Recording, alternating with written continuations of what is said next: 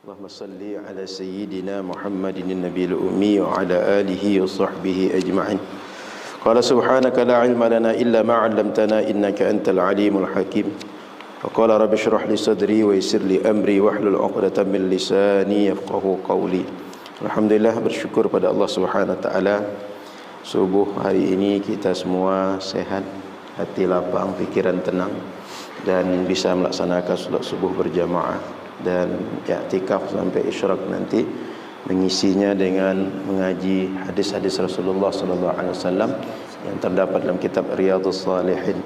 Mudah-mudahan kita termasuk di antara orang yang nanti patut untuk mendapatkan raudhatun minal jannah. Ada taman surga yang menanti bagi orang yang hidup bersama Riyadhus Shalihin. Riyadhus Shalihin, taman-taman orang-orang saleh. Maka mudah-mudahan kita nanti patut untuk bersama orang-orang saleh di dalam surga. Amin ya rabbal alamin. Salawat berangkai salam kepada Rasulullah sallallahu alaihi wasallam. Semoga kita semua patut untuk menjadi orang-orang yang bersama dengan Rasulullah dalam surga terbaik, dalam kenikmatan paling istimewa, bersama orang-orang yang mencintai dan dicintai Rasulullah dan keluarga yang kita cintai juga dan orang-orang sekitar kita. Amin ya rabbal alamin. Sekedar mengingatkan Bapak Ibu, sebelum sholat biasanya kita membaca usolli fardhu subhi. Kita sebut dengan lisan kita. Perlu dipahami bahwa menyebut dengan lisan ini bukan niat.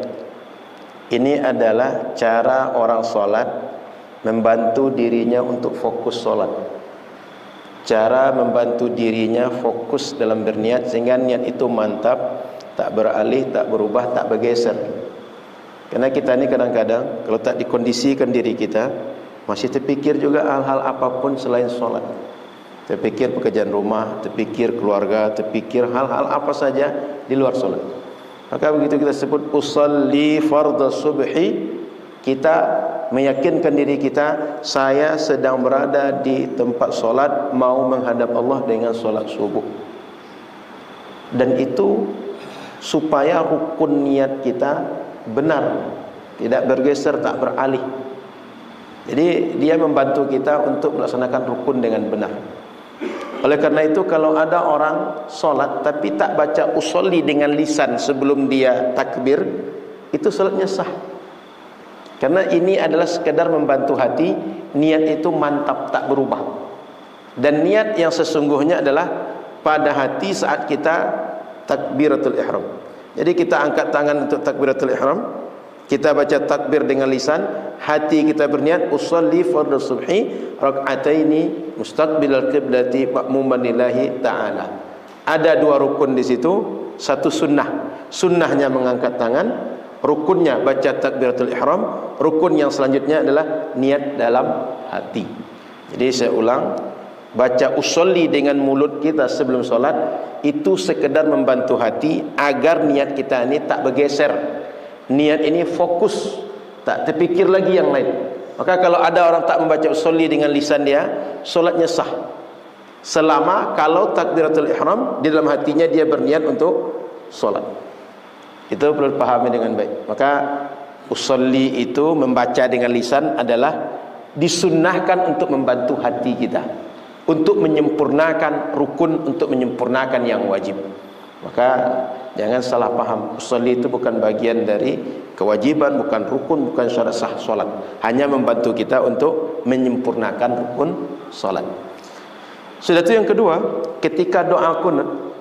Doa kunut ini adalah sunnah Rasul yang dianggap oleh dua mazhab, mazhab Syafi'i dan mazhab Maliki, sebagai satu di antara sunnah ab'ad di dalam solat subuh. Bukan mazhab Syafi'i saja. Mazhab Syafi'i, mazhab Maliki, dua mazhab itu menganggap solat subuh dengan pakai kunut setelah rukuk. Kalau kita mazhab Syafi'i, kalau Maliki sebelum rukuk itu sunnah dalam solat.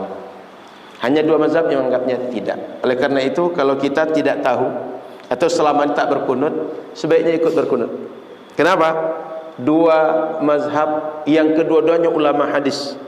Imam Malik ulama hadis Madinah terkenal, Imam Syafi'i ulama hadis terkenal. Kedua-duanya ulama hadis. Keduanya mengamalkan doa kunut di solat subuh mereka. Kan imam mengajak berdoa, kenapa tak mau berdoa? Sudah itu selesai solat, di antara sunnah yang dianjurkan Nabi adalah tidak bergerak dari tempat duduk kecuali sudah berzikir dan banyak bacaan zikir. Dan di antara kebiasaan sahabat, mereka tak bergerak dari tempat duduk mereka kecuali Nabi sudah pindah tempat. Maknanya sunnah setelah solat itu, kalau imam sudah berpindah tempat dari tempat duduknya, selesai dia berzikir, dia mau solat sunnah ba'diyah, dia mau pulang ke rumahnya atau pindah ke mana tempat, baru jamaah, baru sahabat Nabi tegak solat ba'diyah atau pindah ke tempat lain. Maka saran saya, kalau ada orang yang tak mau zikir bersama dan doa bersama setelah solat, tidak usah doa dan zikir bersama, duduk di tempat, zikir sendiri sampai imam juga berpindah dari tempat imam, agar sunnah Rasul itu kita hidupkan.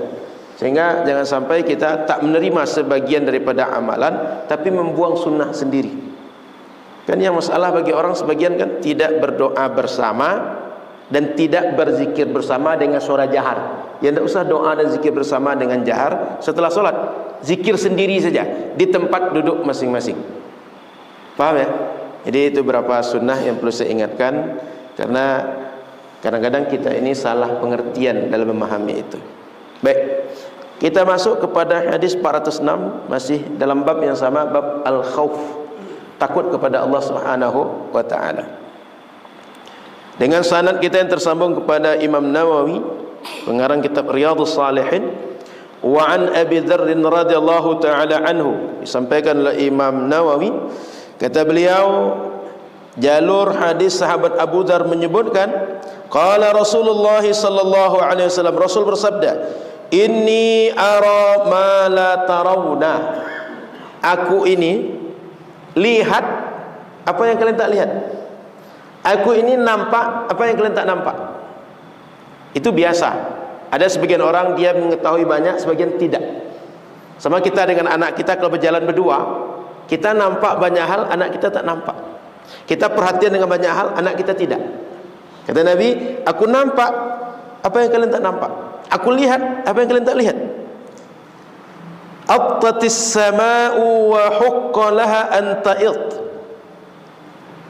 Langit itu berderik, apa? Macam bunyi bergesek itu. Dan patut langit itu berbunyi macam itu. Macam kita kalau ada naik rumah kayu, lalu berderit dia, bunyi-bunyi dia. Apa bahasa Indonesia itu? Paham maksudnya ya?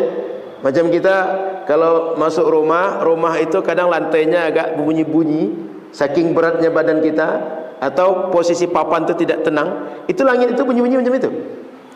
Kenapa langit berbunyi macam itu? Ma fiha mawdi'u arba' asabi'a illa wa malaku wadi'un jabhatahu sajidan lillahi ta'ala. Tidak ada tempat di langit yang sama besar dengan 4 jari kita ni, kecuali tempat yang seperti itu terisi dengan malaikat, yang malaikat tadi meletakkan kening mereka di tempat sujud, bersujud kepada Allah Subhanahu wa taala. Jadi bayangkan langit yang seluas itu kita tengok, itu penuh, terisi oleh malaikat yang sujud. Ada malaikat yang berdiri, ada yang rukuk, ada yang sujud, semua mereka beribadah kepada Allah karena Allah perintahkan. Jadi Nabi sudah menggambarkan bahawa malaikat makhluk Allah yang mulia itu, yang tak berdosa itu, tak punya hasrat itu, langit itu penuh oleh mereka untuk beribadah. Saking penuhnya langit itu, beratnya oleh mereka, itu kayak macam berbunyi-bunyi langit tadi, macam bunyi diseret-seret langit tadi itu. Saking banyaknya mereka mengisi langit untuk melaksanakan ibadah kepada Allah Subhanahu wa taala. Ini memberi gambaran kepada kita bahawa ada makhluk Allah yang kerjanya taat saja. Mereka tunduk saja. Mereka hanya ingat kepada Allah saja. Mereka tidak melakukan dosa. Mereka tak melakukan maksiat. Mereka tak ingkar kepada Allah. Para malaikat itu la ya'sunallaha ma amarahum. Mereka tak pernah ingkar kepada Allah apa yang Allah perintahkan. Mereka kerjakan setiap yang Allah suruh kepada kita. Maka Bapak Ibu yang dirahmati Allah Subhanahu wa taala, ini di antara kelebihan langit dibanding kita di bumi ini. Terisi oleh malaikat yang semuanya ibadah. Ada yang menarik, Syekh Sya'rawi, Mutawalli Sya'rawi cerita, kenapa Isra' Mi'raj itu, perjalanan Mi'raj ke langit. Kan bisa saja Mi'raj itu ujung ke ujung dunia misalnya. Kan bisa saja dari Makkah ke Rimau Panjang, Masjid Baitur Rahman. Baitur Rahman belum ada waktu itu. Ya, jangan Rimau Panjang belum ada juga waktu itu. Atau sudah ada tapi ularnya masih besar-besar, gajah masih banyak ke sini. Jadi kata Imam Mutawalli Sya'rawi, langit itu dulu mereka bangga dengan banyaknya malaikat yang beribadah, sehingga tak ada yang maksiat kepada Allah. Begitu lahir Nabi Muhammad, disebutkan oleh Al-Quran Nabi Muhammad itu rahmatan lil alamin, malaikat jadi cemburu. Ternyata kita yang merasa di tempat istimewa, makhluk istimewa, dekat dengan Allah Subhanahu wa taala, kalah oleh Muhammad yang dia menjadi rahmat sekalian alam. Bukan rahmat untuk bumi saja, sekalian alam. Bumi, langit yang 7 lapis, dan semua makhluk Allah selain langit dan bumi, itu juga alam. Muhammad rahmat untuk semuanya. Istimewa Muhammad itu. Jadi bumi ditempati oleh yang istimewa, sehingga langit pun merasa kita tak lagi istimewa. Maka kami pengen juga merasakan istimewanya bumi yang diduduki oleh Muhammad yang rahmat bagi sekalian alam. Oleh karena itu Mi'raj dinaikkan Nabi Muhammad ke 7 lapis langit, dan setiap lapis langit Nabi Muhammad itu singgah. Bisa saja begitu naik enggak singgah-singgah 7 lapis langit, tapi setiap langit Nabi Muhammad singgah. Jumpa dengan Nabi Adam langit pertama, kemudian dengan Nabi Zakaria, Nabi Isa langit kedua, Nabi Idris langit ketiga, Nabi Yusuf langit keempat, Nabi Harun langit kelima, Nabi Musa langit keenam, Nabi Ibrahim langit ketujuh. Masing-masing itu berjumpa dengan Nabi, berdialog. Ada masanya langit itu merasakan Nabi Muhammad berada di situ karena dialog di antara para nabi. Jadi langit pun cemburu dengan bumi ini karena ada rahmatan lil alamin. Meninggal Nabi Muhammad, jasadnya tetap di bumi, di Madinah. Itulah tempat kalau kita pergi haji dan umrah, sengaja kita datang menziarahi kekasih kita Rasulullah sallallahu alaihi wasallam. Jadi langit pun cemburu dengan bumi. Kenapa? Ada rahmatan lil alamin. Nabi Muhammad sallallahu alaihi wasallam. Lanjut dalam hadis, walau ta'lamuna ma a'lam, kalau kalian tahu apa yang aku tahu, la dhahiktum qalilan wa la bakaitum katsira, kalian pasti akan sedikit ketawa dan kalian banyak menangis. Kenapa? Tadi tengok perbandingan, ada ahli ibadah yang jauh lebih hebat dibanding kita. Ada malaikat yang memenuhi semua langit untuk ibadah, kita tidak. Belum lagi Nabi Muhammad ketika perjalanan Isra dan Mi'raj diperlihatkan berbagai nikmat dan azab. Ada orang yang dia punya pentungan di tangan, dipukul kepala, hancur, kesakitan, teriak dia 7 lapis langit itu terdengar, sampai 7 lapis bumi terdengar teriak dia. Sudah itu utuh lagi kepala tadi, dipukul lagi, hancur lagi, sudah hancur utuh, pukul lagi. Ditanya oleh Nabi, Jibril, itu siapa? Kenapa macam itu? Kata Jibril, Muhammad itu umat engkau yang di dunia berat kepalanya untuk sujud, dia tak solat, maka di akhirat dia pukul kepala sendiri. Ada lagi orang yang ketika itu dia menggergaji lidahnya sendiri. Ditanya, Jibril itu siapa? Kata Jibril, itu umat engkau Muhammad yang di dunia kerjanya bohong, adu domba, dia menggunjing, dengan mulutnya berdosa, maka di akhirat dia menggoroh lidahnya sendiri. Ada orang dia macam berenang di lautan darah, lalu dilempari dengan batu yang menyakitkan tenggorokan, ditelan juga. Ditanya, itu siapa? Itu Jibril, itu umat engkau yang ketika dunia kerjanya makan riba. Sehingga banyak keadaan ditengokkan pada Nabi Muhammad sallallahu alaihi wasallam, sehingga bentuk nikmat dan azab kubur itu dengan adanya azab neraka itu sudah ditengokkan pada mata Nabi sallallahu alaihi wasallam. Supaya apa? Nabi yakin dan bisa menceritakan dengan yakin. Sesuatu yang kita dengar kabar dengan yang kita lihat langsung itu tak sama. Maka Nabi diperlihatkan supaya yakin dan meyakinkan menceritakan kepada umat. Maka kata Nabi, andai kalian tahu apa yang aku tahu itu, beratnya masuk neraka, beratnya azab neraka, dan nikmatnya masuk surga, kalian pasti memilih di dunia sedikit ketawa, banyak menangis. Sedikit bersantai-santai, sedikit berleha-leha, sedikit main-main, lebih banyak untuk melaksanakan taat. Jadi kerja kalian, kalau sudah selesai satu taat, pindah taat yang lain. Selesai satu taat, pindah taat yang lain. Fa idza faraghta fansab wa ila rabbika farghab. Sehingga kerja kita tidak hanya habis waktu tak jelas. Pagi keluar rumah, berjalan tak ke mana, tak jelas tak ke mana tujuan. Nanti rupa nampak ada kedai kopi ramai orang, singgah pula. Selesai ngopi, jalan lagi, nampak anak-anak muda, mungkin dia memancing ikan atau dia main motor. Anak sekarang kan main motor kayaknya. Gas-gas motor, tertarik pula nengok motor. Nanti dah capek balik ke rumah, sampai di rumah rupanya anak belum bersih, istri masih capek ngurus rumah, marah-marah sampai di rumah. Maka Bapak Ibu rahmati Allah Subhanahu wa taala, usahakan isi waktu kita dengan banyak taat. Kenapa? Hidup ini singkat. Sementara hidup di alam barzakh panjang. Setelah alam barzakh lebih panjang dan mengalami kehidupan yang abadi selanjutnya. Oleh karena itu Nabi ingatkan, kalau aku banyak tahu dan kalian tahu apa yang aku tahu tadi, kalian akan sedikit ketawa, banyak menangis.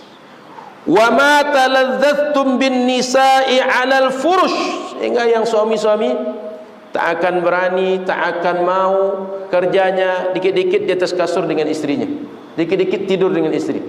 Boleh, tapi tidak itu je kerja. Kenapa? Saking lebih takutnya dengan kehidupan setelah mati, lebih memilih mengerjakan taat, lebih memilih mengerjakan berbagai kebaikan untuk bekal berjumpa dengan Allah Subhanahu wa taala. Tapi jangan pula berfikir bahawa Ustaz, kami tak boleh pergi rihlah sebentar, kami jumpa keluarga pulang kampung. Bukan tak boleh, silahkan. Tapi sa'ah wa sa'ah. Ada waktu taat, ada waktu kita istirahat dari taat, agar taat setelah itu kuat lagi, agar semangat lagi. Bukan jangan sampai ada waktunya di masjid Ustaz, ada waktunya mabuk Ustaz. Bukan itu. Ada waktu taat, ada rehat sejenak, sesudah itu lebih semangat untuk taat. Maka silakan ada rihlah, ada silaturahim, ada family gathering, lain-lain silakan. Tapi gunanya adalah menguatkan dan memupuk semangat agar setelah itu lebih semangat lagi. Itu sudah biasa dibuat oleh kawan-kawan kita, apakah reunian, family gathering, rihlah, berbagai hal, supaya silaturahim yang tadinya tidak erat menjadi erat, yang tadinya kendor menjadi kuat lagi. Wala kharajtum ila as-su'udati taj'aruna ila Allah Ta'ala, rawahu Tirmizi. Dan kalian pasti akan keluar ke jalan-jalan dan kalian akan minta kepada Allah Subhanahu wa taala, ya Allah, selamatkan kami ya Allah. Sehingga kemana-mana tu kerjanya minta tolong. Kemana-mana kerjanya, ya Allah kami takut, selamatkan kami ya Allah, masukkan kami ke surga ya Allah. Selalu begitu. Kenapa? Saking takutnya dengan adab Allah. Sehingga dimanapun berada, tak ada kesempatan untuk berleha-leha, untuk santai. Karena takut dengan apa yang menanti, yang kalau kita tahu apa yang diketahui Nabi Muhammad sallallahu alaihi wasallam. Kemudian Imam Nawawi membantu kita. Ada berapa kalimat wa attati bi fathil hamzah, bacanya a bukan i, bukan u. Kemudian wa tasydidit ta, ta-nya dibaca tasydid at-ta. Wa ta'itu bi fathit ta, bukan ti'itu, bukan tu'utu, tapi ta'itu. Diberi Imam Nawawi harakat itu supaya kita jangan salah baca. Wa ba'daha hamzatun maksurah, setelah huruf ta ada hamzah harakatnya kasrah, kata Imam Nawawi. Wal atid, makna kalimat atid sautur rahli wal qatabi wa shibhihima. Sautur rahli, Bapak Ibu tahu kalau kita naik kuda, ada pelana itu. Pelana itu kalau digeser di punggung kuda, kira-kira bergesek macam itu bunyinya langit ketika malaikat ramai beribadah di atas langit. Wal qatab itu adalah pelana yang kecil. Wasyibhihima, atau yang suara yang sama seperti dua tadi, dengan pelana atau pelana yang kecil. Wa ma'nahu anna kathratan man fis sama'i minal malaikatil 'abidina qad athqalatha. Bahwa makna dari kalimat atid itu, saking banyaknya yang beribadah di langit dari kalangan malaikat, itu seakan-akan membuat langit itu berat, sehingga saking beratnya berbunyi-bunyi dia. Macam tadi saya contohkan lantai, saking beratnya muatan lantai itu berbunyi-bunyi dia. Hatta attat was-su'udat, hatta attat, sehingga berbunyi-bunyi langit tadi. Dan kalimat was-su'udat kan di ujung tadi, wala kharajtum ila su'udat, kalimat su'udat bi dhammi shad wal ain, bacanya shadnya dengan dhammah, ainnya dengan dhammah, su'u. Maknanya at-turuqat, turuqat itu jalan-jalan. Wa makna taj'aruna, di ujung tadi taj'aruna ila Allah taala, tastaghithuna, kalian minta tolong kepada Allah. Ada kebiasaan masyarakat kita menyebut namanya majlis istighatsah. Pernah dengar ya? Istighatsah itu artinya majlis minta tolong kepada Allah Subhanahu wa taala. Perlu dipahami dengan baik. Umat Nabi Muhammad ketika tawassul, ketika istighatsah, ketika tabarruk, itu mereka meminta dan mengharap rahmat dari Allah. Meminta kepada Allah, tidak meminta kepada orang lain. Sehingga kalau ada yang memaknai bahwa istighatsah kemudian tawassul, tabarruk, perbuatan syirik, orang itu tidak paham dengan tawassul, tak paham dengan istighatsah, tak paham dengan tabarruk. Sekali lagi saya ulang, umat Nabi Muhammad yang banyak buat istighatsah tu biasanya kawan-kawan kita dari Nahdlatul Ulama.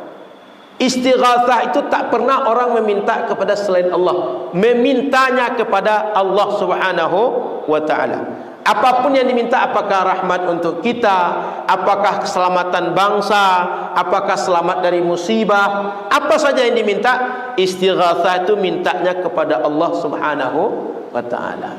Jadi jangan salah persepsi. Kira-kira kalau minta kepada Allah salah atau tidak? Enggak salah. Kita ini setiap saat perlu meminta kepada Allah, setiap saat perlu berdoa kepada Allah Subhanahu wa taala. Ada yang mengikuti tentang singkole yang di apa? Di apa namanya? Di Payakumbuh. Ada yang ikuti informasinya? Ada masyarakat nengok lubang besar lalu air muncul, kemudian ngambil air, lalu air tadi kata sebagian ini apa namanya bisa menyembuhkan penyakit. Perlu dipahami dengan baik bahwa di dalam akidah syirik itu ada 6. Ada syirik istiqlal, ada syirik tab'id, ada syirik taqlid, ada syirik takrib, ada syirik apa namanya al-aghrad, kemudian ada syirik al-asbab. Ada 6 syirik itu. Syirik yang kelima itu adalah syirik tentang al-asbab, dan itu khilaf ulama. Apakah pelakunya disebut dengan kafir atau tidak? Apa syirik yang asbab ini? Ketika orang meyakini sesuatu selain Allah Subhanahu wa taala bisa memiliki kekuatan sendiri. Sehingga dalam mazhab akidah, air ini bisa menghilangkan dahaga atau tidak, ada 3 mazhab ulama. 1, air menghilangkan dahaga karena kekuatan, karena khasiat, karena kehebatan air itu secara mandiri. Memang air itu yang punya kehebatan menghilangkan dahaga. Kalau ada orang punya keyakinan seperti ini keyakinan yang musyrik, ini yang kafir. Yang kedua, jika ada orang meyakini air ini menghilangkan dahaga karena Allah memberikan kekuatan, khasiat, kehebatan kemampuan kepada air, sebab itu kemudian kita hilang dahaga. Orang yang punya keyakinan model kedua ini adalah memiliki keyakinan bid'ah namanya. Tak ada di zaman Nabi seperti itu. Tak ada sahabat menyebut seperti itu. Sama kalau kita makan obat, kita meyakini bahwa obat itu menyembuhkan. Kenapa obat menyembuhkan? Karena Allah beri kekuatan, beri khasiat, beri kemampuan kepada obat untuk menyembuhkan kita. Tetap datang dari Allah tapi melalui obat. Saya tanya, nomor 1 dengan nomor 2 beda atau tidak? Paham bedanya? Yang ketiga lagi, ini ahli sunnah meyakini bahwa ketika kita minum air hilang dahaga, yang menciptakan rasa lega, hilang dahaga, itu Allah. Ketika air diminum, ketika kita sembuh makan obat, yang menyembuhkan itu Allah Subhanahu wa ta'ala. Yang menciptakan tadinya tidak sembuh menjadi sembuh, itu Allah. Ketika kita makan obat, ketika kita punya pisau digorohkan ke tangan kita, yang menjadikan luka, menciptakan ini terluka, itu Allah. Ketika pisau bersamaan dengan pisau digorohkan ke tangan kita. Saya tanya, 3 bentuk ini beda atau sama? Kalau yang satu, yang menjadikan hilang dahaga air, karena kemampuan air. Yang kedua, air menghilangkan dahaga karena Allah kasih kemampuan menghilangkan dahaga.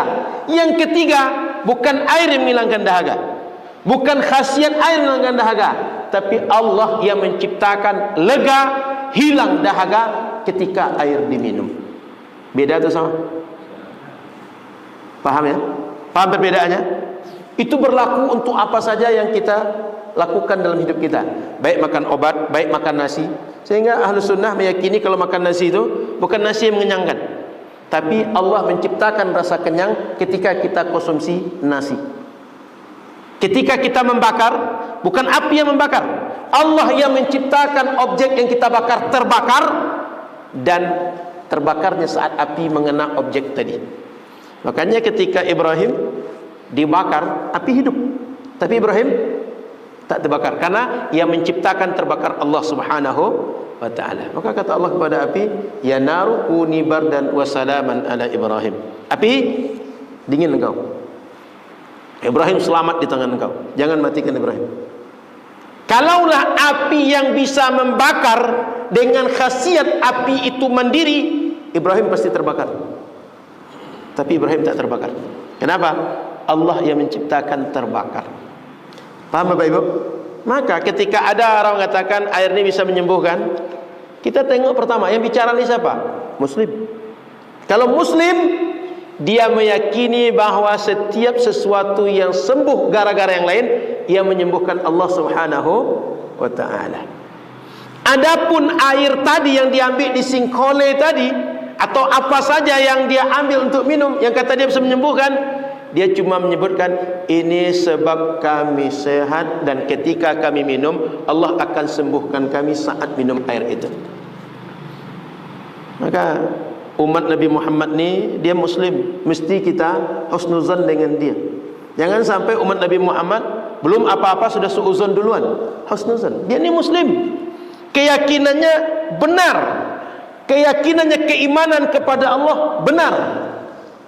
Maka cakap dia mesti kita bawa dan kita giring dengan keyakinan dia. Saya tanya ibu-ibu, kalau misalnya nanam cabai lalu turun hujan, ditanya orang, oh bagus cabai ibu, hijau daunnya, kira-kira apa jawab ibu? Oh alhamdulillah kemarin hujan. Betul. Orang Muslim dia tak menyebut bahawa hujan itu menjadikan hijau cabai, tapi dia mengatakan bahwa alhamdulillah Allah jadikan cabai ini hujan ketika diturunkan atau setelah diturunkan hujan di tempat kami. Ngerti Bu? Jadi bukan hujan yang menjadikan cabai kita hijau, bukan hujan yang menjadikan tomat kita atau bawang kita tumbuh lalu dia menjadi subur dan dia berbuah, kita ambil manfaatnya. Bukan hujan jadikan, bukan tanah jadikan, tapi Allah yang menciptakan itu semua, ketika hujan turun atau setelah hujan turun. Paham Bapak Ibu? Makanya Bapak Ibu rahmati Allah Subhanahu wa taala, jangan mudah menghukumi orang musyrik, jangan mudah menghukumi orang kafir, karena yang berbuat itu muslim, dan muslim mesti kita husnuzan dengan dia. Ada yang ikuti berita tentang surat Pak Abdul Wahid? Kan viral belakangan ini. Pak Abdul Wahid, dia adalah muslim. Sikap paling dasar yang ada pada dirinya adalah dia bisa dipercaya. Semua kita ini, siapapun orangnya, dia bisa dipercaya. Kalau kemudian dia dituduh, kan dituduh merampas ASN bawahannya, pertanyaannya adalah betul tidak beliau merampas? Maka orang yang menyebut beliau merampas mesti menunjukkan bukti.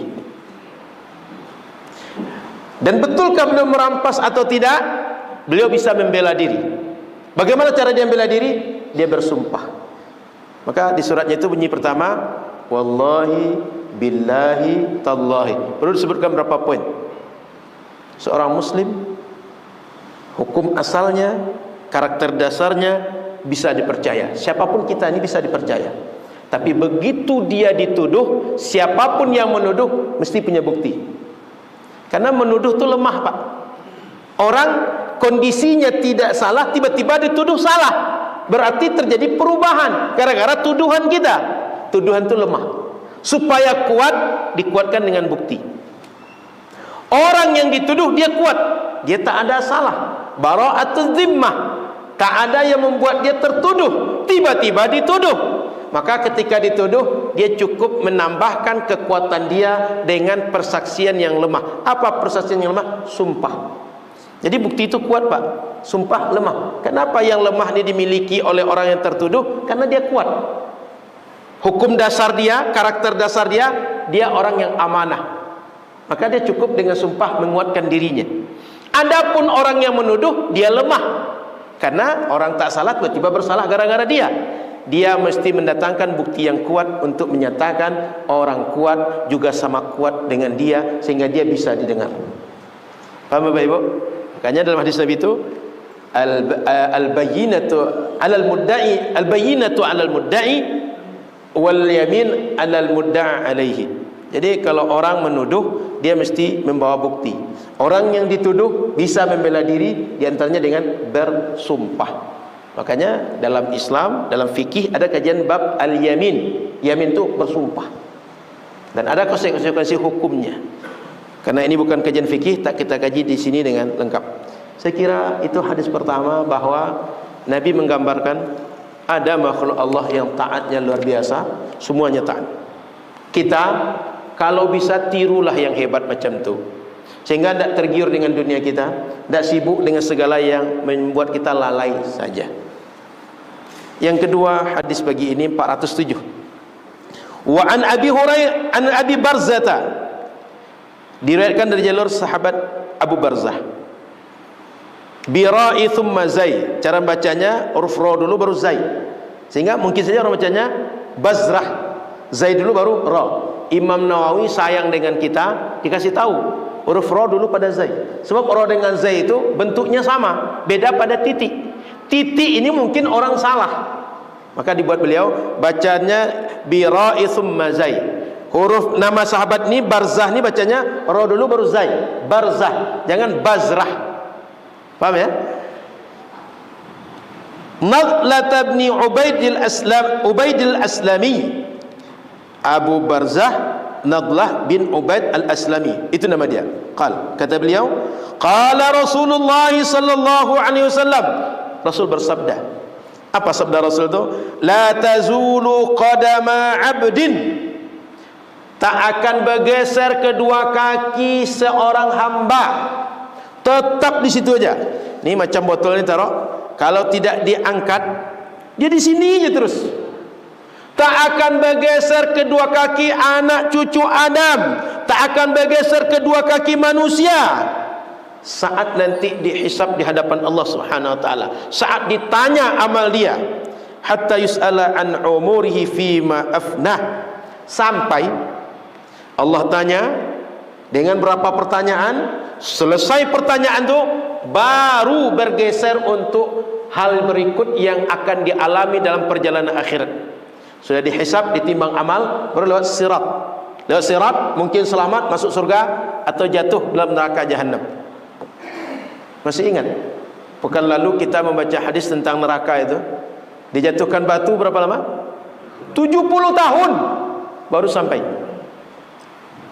Bayangkan, jangankan 70 tahun akhirat, 70 tahun dunia saja. Mohon maaf Pak, berapa umur sekarang Pak? 62, lebih lama daripada beliau hidup lagi. 70 tahun itu baru sampai batu yang dilemparkan ke dalam dasar neraka. Allahu Akbar. Apa yang ditanya? Satu, an umurihi fi ma afnah. Umur, usia, umur 25, 30, 35, 40, 50, 60, 62, 63, berapa saja umur hidup di dunia, Allah tanya, untuk apa habisnya? Untuk taat atau maksiat? Lebih banyak taat atau maksiat? Untuk buat baik atau tidak? Berbuat yang benar atau salah? Lurus atau bengkok? Ditanya, untuk apa umur dihabiskan? Apa isinya? Apakah zikir atau isinya adalah lalai, isinya ingkar, isinya melawan kepada Allah dan berbagai yang tak berguna? Yang kedua, an amalihi fi ma fa'al. Di sini amalihi. Apa ada yang lain an ilmihi? Di redaksi yang lain? Ilmi. An ilmihi.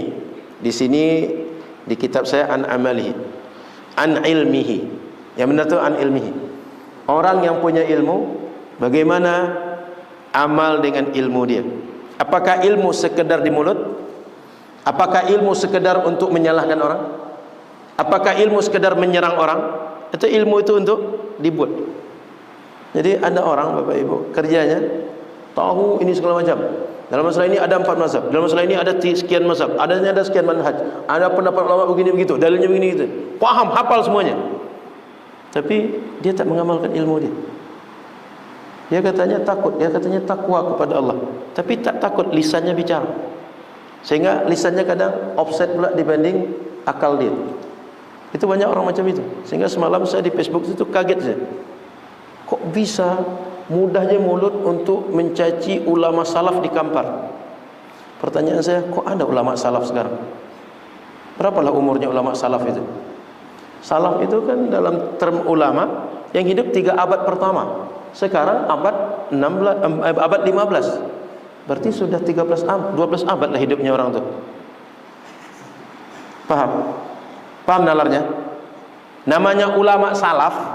Ulama hidup 3 abad pertama hijrah. Sekarang 1447, abad 15. Berarti dia ini sudah hidup lebih daripada 12 abad. Paham?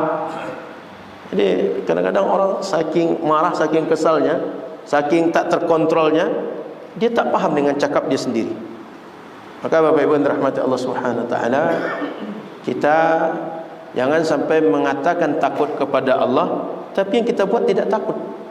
Jangan sampai tahu bahawa 2 rakaat sebelum subuh itu lebih mahal pada dunia dan segala isinya, kita tak qabliyah. Jangan sampai kita tahu bahawa membuat orang senang itu bisa memudahkan kita masuk surga, tapi kita tak menyenangkan hati orang. Kata Nabi, di antara sedekah paling ringan itu adalah jumpa orang, senyum dan wajah ceria dengan orang, tapi tak pernah lakukan. Asal jumpa orang, bawaannya marah aja, curiga aja. Ini ahli bid'ah ni. Yang menarik adalah orang kadang jangan duduk dengan ahli bid'ah. Dia kuliah di UIN. Di UIN siapa dosennya? Rata-rata orang yang dianggap bid'ah. Sudah tu cakap tidak boleh duduk dengan ahli bid'ah. Yang dibacanya kitab Imam Nawawi, Riyadhus Shalihin, Arba'un Nawawiyah, Al-Adhkar. Imam Nawawi dianggapnya dalam akidah salah, dianggapnya bid'ah, tapi kitab Imam Nawawi dipakai juga. Paham maksud saya? Kok bisa orang nulis kitab dituduh ahli bid'ah, tapi kitabnya dipakai? Paham Bapak Ibu? Maka Bapak Ibu yang dirahmati Allah Subhanahu wa taala, kalau kita takut kepada Allah, tahu kita dosa, tahu kita ada ancaman neraka, tahu ada perjalanan setelah mati, ada perjalanan akhirat, ada nikmat, ada azab, dibuat dengan apa yang kita tahu. Sehingga mengaji ini untuk kita semakin yakin dengan agama, makin banyak amal, makin dekat dengan Allah. Bukan untuk menakar orang, bukan untuk menghakimi orang, bukan untuk memasukkan orang ke neraka.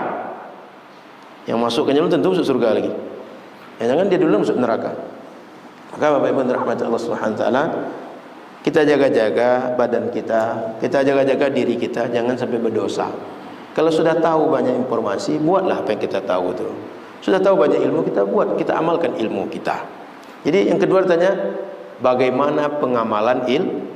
Yang satu tadi umur untuk apa habisnya. Yang kedua ilmu, bagaimana pengamalan. Yang ketiga lagi, wa an malihi min aina iktasabahu wa fima anfaqah. Harta dua ditanya, dapat dari mana, keluar untuk apa, dihasilkan dengan cara halal atau tidak, dikeluarkan untuk yang benar atau tidak, apakah untuk beli permen atau untuk beli ganja, apakah untuk menafkahi istri atau untuk mengasih nafkah untuk istri, cak-cak istri, macam istri. Jadi dari mana dapat, apakah halal, apakah caranya benar, apakah caranya menurut yang patut menurut syariat kita atau tidak, itu ditanya. Maka seorang muslim, dia hati-hati betul dengan setiap apa yang masuk ke dalam dirinya dan apa yang dia masukkan untuk keluarganya. Maka Bapak Ibu, jangan asal dapat duit, jangan asal dapat rumah, jangan asal dapat kendaraan, jangan asal dapat properti, jangan asal dapat apapun, tapi bertanyalah kepada diri, ini saya patut dapat atau tidak, ini hak saya atau bukan, ini halal bagi saya atau tidak. Apalagi akan dikasih untuk anak istri, dikasih untuk orang tua tak bisa lagi berusaha, dia sudah hanya di atas kasur, tak bisa mencari kemana-mana. Masa kita kasih yang haram? Masa kita kasih yang tidak benar? Bapak Ibu, setiap yang haram, setiap yang tidak halal, kullu lahmin nabata min suhtin fannaru aula biha. Setiap darah daging yang tumbuh dari yang dimurkai oleh Allah, dari yang haram, dari yang syubhat, itu paling cocok untuk bara-bara api neraka, cocok untuk dilahap api neraka. Innal ladzina yakuluna amwalal yatama zulma innama yakuluna fi butunihim nara wa sayaslawna sa'ira. Orang yang makan harta anak yatim secara zalim, saya mengasuh anak yatim, saya jadi walinya, sehingga dia punya duit, saya ngelola duitnya. Saya makan harta dia tanpa hak, tak patut saya makan, saya ambil, saya kuasai. Dia sama dengan makan api neraka dimasukkan dalam perut dia, dan dari situlah api neraka itu akan berkobar-kobar nanti di dalam neraka sa'ir. Dan ini menjadi gambaran bagi setiap orang yang memakan harta haram, harta syubhat yang tidak hak dia, dimasukkan dalam perut dia.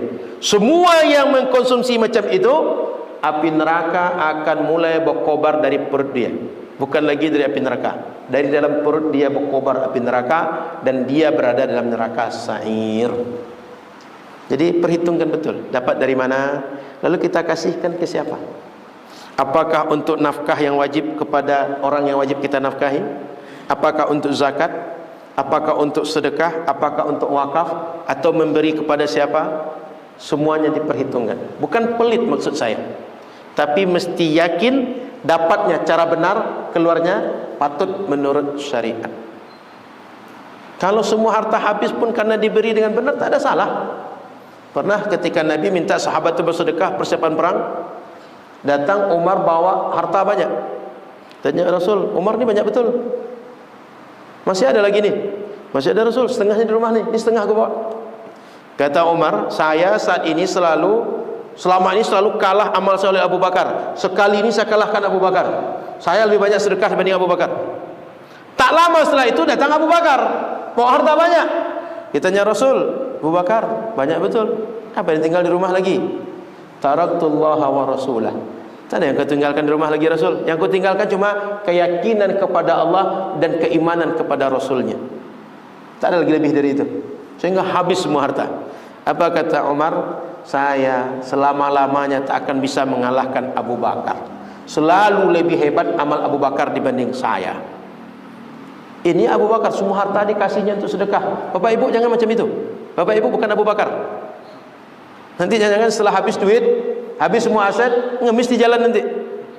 Abu Bakar habis asetnya tak ngemis. Dia yakin dengan Allah, yakin dengan Rasul, sehingga tak mengemis, tak meminta-minta, tak mengharap bantuan orang. Kita jangankan kasih banyak, kasih sikit dia sudah ragu. Maka Bapak Ibu sekali lagi, setiap yang kita kasih perhitungan menurut yang patut bagi syariat. Mau kasih semuanya Ustaz, kasihkan. Tapi kalau kita siap, kalau tidak siap jangan. Kita bukan Abu Bakar. Bapak Ibu, nanti saking semangatnya semua rumah kasih nanti. Mobil diantarkan ke pesantren Nurul Azhar, rumah diantar juga. Semuanya diantar dia, tak usah. Pastikan dapatnya halal, benar dan keluarnya patut. Patut menurut syariat, bukan diagak-agak. Agar selamat saat ditanya Allah nanti. Wa an jismihi fima ablah. Badan yang sehat, badan yang kuat, yang kokoh, yang ganteng, yang tulang besar, yang dulu gagah, untuk apa dipakai? Untuk menolong orang lemah, untuk menolong orang yang punya hajat. Ada orang pakai kursi roda, bantu dia naik ke mobil. Ada orang yang susah ke masjid karena dia buta, bantu dia sampai ke masjid. Atau guna badan yang kekar, yang kuat tadi itu untuk menakut-nakuti orang. Jadi centeng. Baju itu kalau tidak terbuka lengan ni, rasa tidak berbaju. Kan ada orang kalau sudah apa namanya binaraga itu, atau sudah ke gym itu, rasanya baju itu rasanya kalau tidak sempit itu tak berbaju gitu. Sehingga pengen nampak bentuk badan setelah six pack. Six pack atau one pack ini. Jadi pengen nampak badan itu ototnya berisi, kemudian semuanya kekarlah. Agama itu tak pernah menengok orang badan besar, badan kecil. Yang membunuh Abu Jahal ketika perang Badar itu bukan orang besar, bukan yang Khalid bin Walid, bukan Hamzah bin Abdul Muttalib. Anak kecil, dua orang anak kecil. Jadi agama kita ini tak menengok orang badan besar, badan kecil, badan sehat, badan sakit. Tak, taat kepada Allah. Dalam sehat bisa taat, dalam sakit bisa taat, dalam badan besar bisa taat, dalam badan kecil juga bisa taat. Jadi badan untuk apa dulu digunakan? Allah kasih badan ini untuk bisa taat, untuk bisa solat 2 rakaat, bisa solat duha, bisa solat witir, bisa untuk membantu orang, bisa untuk pergi haji, bisa untuk berbagai hal yang baik-baik. Dibuat untuk yang baik atau tidak? Ditanya badan ini untuk apa digunakan? Hidup di dunia 50 tahun, 60 tahun, 70 tahun. Rawahu Tirmizi wa qala hadisun hasan sahih. Diriwayatkan Imam Tirmizi, kata Imam Tirmizi hadisnya hasan sahih. Jadi menurut satu jalur ni hasan, satu jalur sahih. Atau kata Imam Tirmizi ni antara hasan dan sahih hadis ini. Jadi hadis ini tak dikeragui tentang derajatnya. Patut untuk menjadi pedoman bagi kita. Maka Bapak Ibu, sebelum ditanya 4 tadi, kita bertanya pada diri kita, apa yang sudah kita lakukan dengan 4 hal tadi? 1, tentang umur. 2, ilmu. 3, harta. 4, badan. Tanya diri kita sebelum Allah yang menanya, sebelum dihisab saat di pengadilan Allah Subhanahu wa taala. Hadis yang ketiga 408. Wa an Abi Hurairah radhiyallahu taala anhu qala, dari jalur sahabat Abu Hurairah radhiyallahu taala anhu qala, kata beliau, qara'a Rasulullah sallallahu alaihi wasallam yauma idin tuhadditsu akhbaraha. Surah Al-Zalzalah. Rasul baca surat tadi. Saat itu kiamat itu terjadi nanti, tuhadditsu akhbaraha. Bumi akan menceritakan khabar-khabar, berita-berita darinya. Apa maknanya? Bumi, tanah yang kita lewati ini, yang selama ini kita injak ini, akan cerita bahwa di Rabu subuh Masjid Baitur Rahman akan cerita, ya Allah, di hari Rabu subuh Baikir subuhan menghadiri kajian Riyadhus Shalihin. Di hari Rabu subuh masyarakat Baitur Rahman, sekeliling Masjid Baitur Rahman hadir pengajar Riyadhus Shalihin. Setiap Rabu subuh Masjid Muwahhidul Ummah akan cerita di tempat ini ya Allah, jamaah menghadir pengajar Riyadhus Shalihin. Semua bumi yang pernah kita injak ini akan cerita, akan menyebutkan kepada Allah, si fulan hari ini di atas aku dia buat taat, si fulan di hari ini di waktu itu di atas aku dia buat dosa. Jangan sampai nanti bumi tanah bercerita saat kita berdosa. Dan tidak ada tempat di dunia ini yang lepas dari tanah. Semua tempat akan bersaksi apa yang pernah kita buat. Makanya Bapak Ibu yang dirahmati Allah Subhanahu wa taala, setiap tempat di bumi ini kalau ada orang beriman meninggal itu menangis. Kenapa menangis? Berkurang orang yang berzikir kepada Allah. Dulu orang itu taat, sekarang tak terdengar lagi taat dia. Dulu dia aja berzikir, tak terdengar lagi zikir dia sekarang. Menangis langit dan bumi kalau orang beriman itu meninggal, Bapak Ibu. Orang kafir tidak. Nanti tengok surat Dukhan ayat 29. Fama bakatis samawati wal ard. Orang kafir meninggal tak menangis langit dan bumi. Tapi orang beriman nangis langit dan bumi kalau orang beriman meninggal. Makanya kalau solat dianjurkan kita solat itu ada solat wajib dan solat sunnah. Atau solat sunnah itu berapa macam solat, pindah-pindah tempat. Supaya apa? Nanti tempat solat kita bersaksi di hadapan Allah. Dia cerita, ya Allah dulu si fulan solat di tempatku. Sebelah lagi cerita, ya Allah dulu si fulan solat tempatku setelah di situ.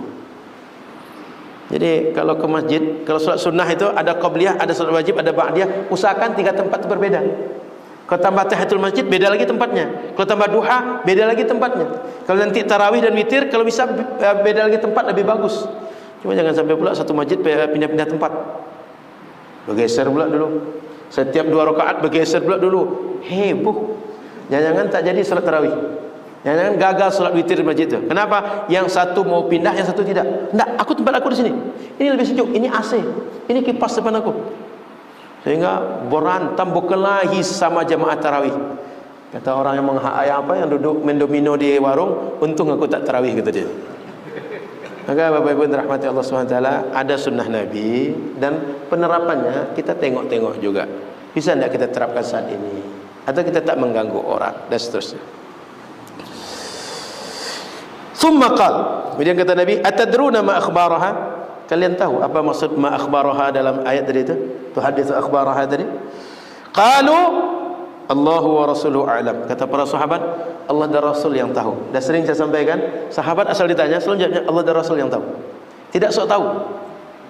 Apalagi menghukumi yang bertanya lebih tidak tahu dibanding dia. Tipikal orang sekarang. Bukan orang sekarang itu gitu. Asal ditanya, oh ini begini, macam-macam jawaban dia. Macam paling hebat aja. Sahabat Nabi paling tahu agama. Ketika ditanya apa aja pertanyaan, Allahu wa rasuluhu a'lam. Allah dan Rasul paling tahu. Sekarang sudah ulama yang menjawab, sudah ulama yang paham agama menjelaskan, itu ahli bid'ah itu. Itu enggak bisa diterima cakap dia itu. Kalau ulama tak bisa dengar cakapnya, dia yang tak ulama? Emang bisa? Ulama tak bisa dengar cakapnya, yang tak ulama lebih diterima cakapnya.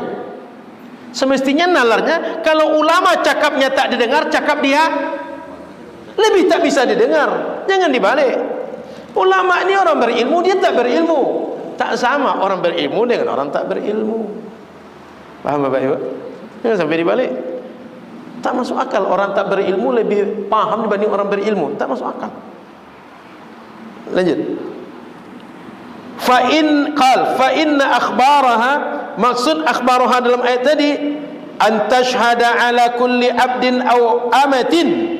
Nanti bumi itu akan bersaksi terhadap setiap hamba laki-laki atau perempuan bima amila ala zahriha, terhadap apa yang pernah mereka buat di atas bumi itu. Bahasa redaksinya di punggung dia. Maksudnya bumi ini, kita macam di punggung bumi sekarang ni. Sehingga ketika kita berada di atas bumi macam di punggung dia. Apa yang kita buat di atas bumi, bumi akan bilang, ya Allah, di hari itu jam sekian bersama si Anu keadaannya begini, si fulan berdosa, fulan melakukan dosa ini. Dan taat juga begitu. Jadi baik dan buruk kita akan ceritakan oleh bumi nanti. taqulu amila kada wa kada fi yaumi kada wa kada. Fulan buat ini, buat itu di hari ini, hari itu. Fahadi akhbaruha, inilah akhbar yang maksudkan yauma idzin tuhadditsu akhbaraha. Rawahu Tirmizi wa qala hadisun hasan sahih. Riwayat Imam Tirmizi, dan kata Imam Tirmizi ini hadis hasan sahih. Bapak Ibu, nanti di akhirat setidak-tidaknya yang kita tahu, satu dalam surat Yasin, al yauma nakhtimu ala afwahihim wa tukallimuna wa tashhadu. Tangan dan kaki nanti yang akan menunjukkan kita berbuat di dunia, benar atau salah. Tangan dan kaki yang akan menunjukkan kepada Allah. Mulut dikunci mati. Dan pagi ini dapat informasi yang baru, bahwa bumi tempat yang kita injak ini akan bersaksi di hadapan Allah apa yang pernah kita buat, benar dan salah, patut dan tidak patut, lurus atau bengkok, halal atau haram, akan diceritakan oleh bumi. Fulan melakukan ini itu ya Allah. Tak ada tempat yang selamat. Diri kita akan bercerita, tempat yang kita injak akan bercerita, belum lagi catatan amal akan bercerita. Jadi jangan pernah merasa diri aman, jangan pernah merasa diri bebas. Tapi setiap kita banyak yang sedang mengintai apa yang kita buat. Bumi mengintai buat baik atau tidak, malaikat mengintai buat baik atau tidak, badan kita mengintai akan berbuat baik atau tidak. Maka gunakanlah badan ini semua untuk taat. Otak kita, hati kita, pastikan dia adalah ingin yang baik-baik dan memerintahkan yang baik-baik saja, sehingga tangan, kaki, mulut, telinga, semua anggota badan hanya berbuat yang baik-baik saja. 3 hadis pagi hari ini, InsyaAllah di pekan akan datang hadis 409. Nanti sampaikan ke Tuan Guru, atau kalau beliau belum, saya lagi mengisi di hadis 409, bahwa informasinya, sedikit spoilernya, bahwa malaikat peniup trompet sudah meletakkan trompet di bibirnya, tinggal tunggu perintah tiup. Kalau disuruh tiup, dia meniup. Kiamat sudah dekat, jangan-jangan 2026. Maka taatlah dari sekarang, muhasabah diri dari sekarang, berbuatlah yang baik-baik dari sekarang, tinggalkan maksiat, tinggalkan yang tak manfaat, berusahalah terus mendekat kepada Allah dalam keadaan terang-terangan atau sembunyi-sembunyi, dalam keadaan terang ataupun gelap, kapan saja, di mana saja. Saya kira itu pengajian kita. Ada pertanyaan Bu ya? Tidak ada masuk pertanyaan, tak ada juga bang soal. Alhamdulillah. Sudah bisa salat syuruk? Sudah masuk salat syuruk? 2 menit lagi. Jadi Bapak Ibu yang dirahmati Allah Subhanahu wa taala, kita usahakan memanfaatkan waktu kita untuk berbuat yang baik sekecil apapun. Maka bahasa Al-Quran itu, faman ya'mal mithqala dzarratin khairan yarah wa man ya'mal mithqala dzarratin syarran yarah. Quran ingin menggambarkan, sekecil apapun taat bisa dibuat, buatlah. Sekecil apapun dosa bisa dihindari, maksiat bisa dijauhkan, usahakan. Jangan sampai yang besar baru kita buat, dosa besar baru kita jauhi. Tidak. Sekecil apapun taat, buat. Sekecil apapun dosa, jauhi. Maka Bapak Ibu yang dirahmati Allah Subhanahu wa taala, ini Ramadan sudah dekat. Kita berada di bulan-bulan yang sudah ambang Ramadan. Jangan sampai sudah datang Ramadan baru siap-siap. Apalagi setelah habis Ramadan baru menyesal. Tapi berbuat taatlah dari sekarang, pemanasan sebelum Ramadan. Karena sudah masuk Sya'ban atau belum sekarang? Sudah masuk? 15. Enggak, sudah masuk Sya'ban sekarang atau belum? Ini dah di ujung Rajab seingat saya. Sudah di ujung Rajab? Belum. Jadi kita masih di 20-an Rajab, sebentar lagi Sya'ban. 25 Rajab Pak. Jadi ingin saya sampaikan adalah sebentar lagi Sya'ban. Setelah Sya'ban langsung Ramadan. Jadi Rajab, Sya'ban, Ramadan. Baru Syawal, Idul Fitri. Baru Zulqa'dah, kemudian Zulhijjah. Syawal, Zulqa'dah, Zulhijjah itu orang berangkat untuk haji. Mudah-mudahan kita semua dimudahkan Allah untuk melaksanakan haji dan umrah. Amin ya rabbal alamin. Saya kira itu pengajian kita di subuh hari ini. Terima kasih. Mohon maaf salah dan kurang. Semoga manfaat. Semoga makin lama kita makin dekat dengan Allah Subhanahu wa taala, makin bersih dari dosa, makin jauh dari maksiat, makin jauh dari hal-hal yang tidak manfaat, dan kita semua diselamatkan oleh Allah dari yang tak manfaat, dijaga zahir dan batin sehingga di akhirat patut dirahmati oleh Allah Subhanahu wa taala. Subhanakallahumma wa bihamdika asyhadu an la ilaha illa anta astaghfiruka wa atubu ilaika. Assalamualaikum warahmatullahi wabarakatuh.